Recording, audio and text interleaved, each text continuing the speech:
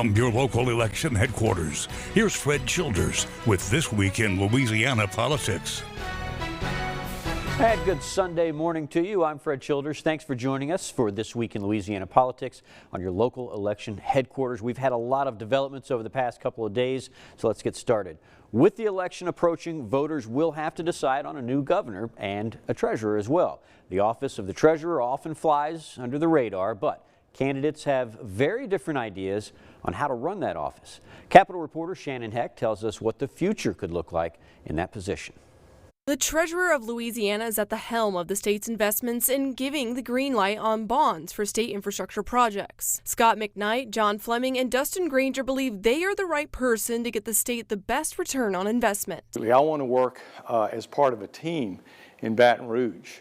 We got a lot of work to do because we've been in the Huey Long era for 100 years. Fleming, the former congressman and advisor to former President Donald Trump, says that he wants to get the treasurer's office more involved in reforming the state's tax code. Scott McKnight has spent the last 4 years as a state representative, so he's familiar with the issues lawmakers face. He wants to use the office to help tackle the insurance crisis. I'm going to start exploring how we can use some of our state assets that we're investing right now, investing in reinsurance programs, maybe buying some catastrophe bonds. The lone Democrat in the race, financial advisor Dustin Granger, takes a different approach. He's focused on getting cities and parishes help while applying for bonds and funding. There needs to be a focus on not just protecting just certain industries or trying to protect certain industries that we already have a lot of. Treasurers have been caught up in political debates over environment, social, and governance policies, or ESG. This led the state to pull out of banks and ban investing in some companies that don't align with ideologies some think reflect the state. Fleming and McKnight are together in limiting those investments. The point is that ESG return on investment is terrible. It is in contrary to the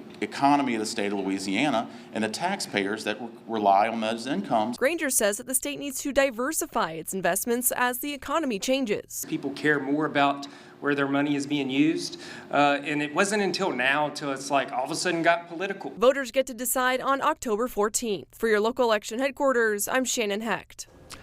There are 4 constitutional amendments on the ballot for the October election, and today we are breaking down the 4th and final one. Sydney Lane reports. This proposed amendment really came about from a series of stories that were done on blighted properties where you had nonprofit agencies where the properties were abandoned. And so the idea here with this amendment is to make it where the property owner, regardless of whether it's nonprofit or not, must do something about the blight. Dr. John Sutherland explains how this amendment can be more than just an economic issue. There's also a health component, a public health need to make sure properties are safe for the community.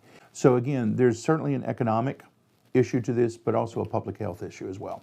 Finally, we learn why some may vote for and some may vote against this amendment. For those in favor, what they would like to see is that these properties held by nonprofits not continue to get the tax exemption and use that as a way to adjudicate those properties so they get back into productive use. If you oppose the amendment, what you really are saying is we don't want to take away this asset that a nonprofit may have, give them some more leeway in terms of developing it. Reporting for your local election headquarters, I'm Sydney Lane. All right, the Louisiana Association of Business and Industry has a new CEO. Will Green was previously the head of the Louisiana Automobile Dealers Association. The lobby has strong influence over the state legislature, supporting businesses and industries across the state. Green says he wants to help reform the tax code and address workforce shortages through education. We've got a new governor coming in. We've got a new insurance commissioner. A lot of new statewide elected officials, and then you couple that together with new and existing legislature that is all passionate about creating a better business environment. We got a tremendous opportunity, and lobby is the tip of the spear when it comes to a lot of that. It has been a decade since the organization had a new leader. The last CEO, Stephen Wagaspack, he resigned to run for governor. Louisiana's congressional redistricting case appears to have hit a little bit of a snag. You might recall last year the Louisiana legislature did not pass a congressional map with an additional majority-minority district, despite the state's population being 1/3 black. The district court was set to convene and take up the case on October 3rd, but the Fifth Circuit Court of Appeals granted a request from AG Jeff Landry to cancel the hearing.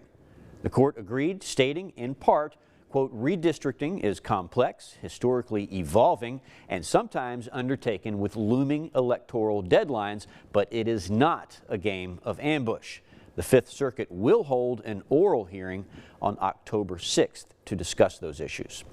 Well, a new audit shows justices on the state Supreme Court may have violated the law by using the wrong pot of public money. Justices are reimbursed for their travel and other expenses when attending meetings or conferences. The report shows they used about $51,000 from the state general fund instead of using money from civil filing fees. Chief Justice John Weimer agreed with the audit, but the other 6 justices say the law needs to be clarified. A new survey done by the state auditor found that many parents of kids with disabilities do not trust the state Department of Education and have an issue with the complaint process. During the 2021-2022 school year, the survey found the department did not address dozens of allegations and did not reach out to parents during an investigation. Education leaders say they are working to make the complaint process easier and more transparent. Louisiana has over 4,600 abandoned oil wells that pose a risk to the environment and communities across the state. With federal funding, the state has plugged about 600 just this year. Now, Governor John Bel Edwards says the state is working with the U.S. Fish and Wildlife Services to plug the wells as fast as possible. He toured orphaned wells in the Lacine National Wildlife Refuge, where wells were left behind by oil companies that have gone out of business. Orphaned wells have fugitive methane emissions. We do know that so long as they're not properly plugged, they're at risk for hydrocarbon emissions as well. And in fact, they have flow lines that we know that are still in place that are going to have to be captured because they have hydrocarbons left in those. The state has been given about $37 million to plug some of the thousands of wells. Louisiana is aiming to get another round of funding through the Bipartisan Infrastructure Act. Well, they're calling it saltwater intrusion. It's when salt water from the ocean makes its way up to the Mississippi and pollutes water sources. What are state and federal leaders doing about that? That's next.